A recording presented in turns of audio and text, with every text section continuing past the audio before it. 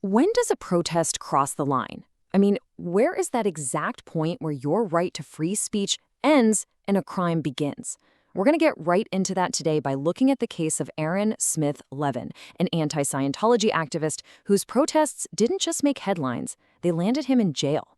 Okay, let's dive in.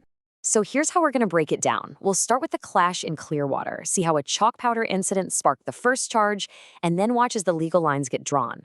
We'll cover a second alleged battery, see the judge revoke his bond, and finally ask the big question, was this protest or was it provocation? All right, so let's set the scene. We're in Clearwater, Florida, which is pretty much ground zero for the conflict between the Church of Scientology and its critics.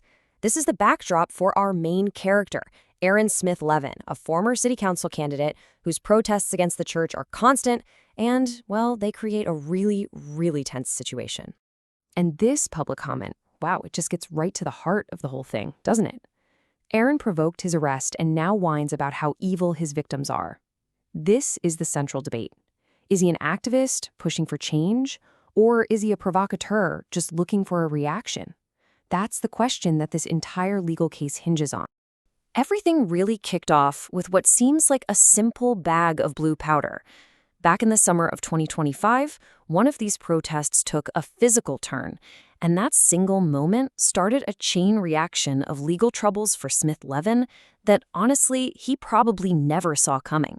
So picture this. Protesters are doing some chalk art on the sidewalk. A security guard from the church, John Gaffney, comes out and starts washing it off with water. Then, out of nowhere, Smith-Levin throws a bag of blue holy powder, and it just covers the guard's face and chest.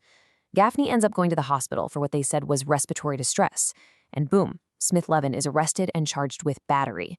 Now, battery is basically any unwanted physical contact. And this charge, this was the first domino to fall. He was released the next day on a $1,000 bond. You might think, okay, $1,000, he's out, maybe this whole thing just blows over. But nope, this was just round one. The real fight was just getting started. So the case ends up in front of Judge Kathleen T. Hessinger, and it's her job to figure out where that line is between a person's right to protest and what becomes criminal harassment. And let me tell you, she was about to draw that line very, very clearly. And just when you think things can't get more complicated, they do. On October 17th, the prosecutor comes into court and shows a new video. And it shows Smith-Levin approaching the exact same security guard again on a different day. For the state, that was it.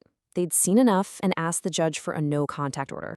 And the judge, well, she was not having it. She called him out directly. She said, look, if you're doing this just to create content for social media, then your whole free speech argument kind of goes right out the window.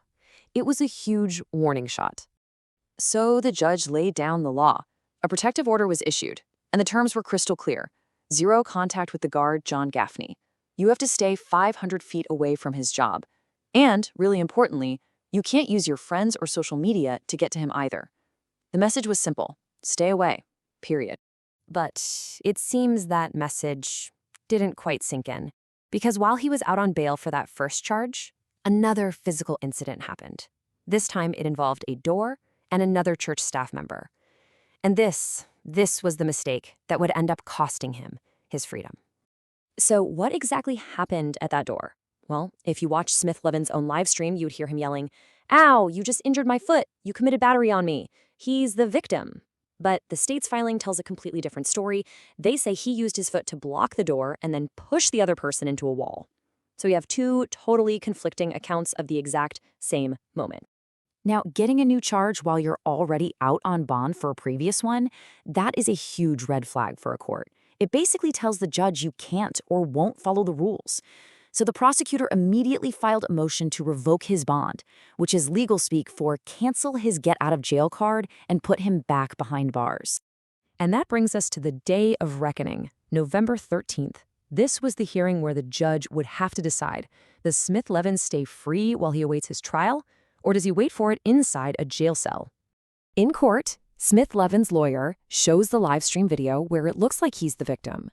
But the prosecutor had a trump card, a different surveillance video of the exact same incident, but from a completely different angle. And that new perspective was about to change everything. And wow, did it ever. After seeing the new video, the judge's reaction was immediate. She said, "I didn't have to watch that one 3 times. He's clearly holding the door open with his foot, and he clearly shoves this second person. From this new angle, she was convinced he was the aggressor." The judge saw this pattern as an escalation, from powder to pushing, and that was it. She revoked his bond, meaning his get-out-of-jail card was officially canceled. He was taken into custody right then and there, with bond set at 0. No getting out this time. You'd think that would be the end of it, but no. A week later, his lawyer is back, trying to get him a new bond, but the state came in with another argument. They said even from jail, he was violating the no-contact order by using his YouTube channel to direct his followers to harass the victims. And the judge had clearly had enough. She told him, point blank, "Your hatred is going to land yourself into jail for a very long time if you do not stop." She accused him of trying to skirt every single one of her orders. It was about as direct a warning as a judge can give. So the request for a new bond? Denied. The judge made her decision. As far as she was concerned, he hadn't learned his lesson, and so the jail cell door stayed shut. So let's step back for a second and look at the big picture. This whole story isn't really about whether you agree with his protest or not. It's about seeing how the legal system works and how a series of seemingly small choices can add up to some really big consequences. I mean, just look at this timeline. You can see it clear as day. First, the powder incident leads to the battery charge. Then, a second encounter leads to a no-contact order. A third incident gets his bond revoked. And finally, his social media activity keeps him in jail. Each action had a direct and increasingly severe legal reaction. And that's really the key takeaway here. It's all about that word the judge kept using, escalating. The court saw a pattern of behavior that went from protest to harassment to battery. And because of that perceived escalation, the legal penalties just got harsher and harsher. It's a perfect example of legal cause and effect. So it leaves us with this huge question, especially today. In an age where every single protest is being live-streamed, where is that legal line between a genuine protest and a performance that's just designed to get clicks? This case puts that question front and center, and it's something the courts are still trying to figure out.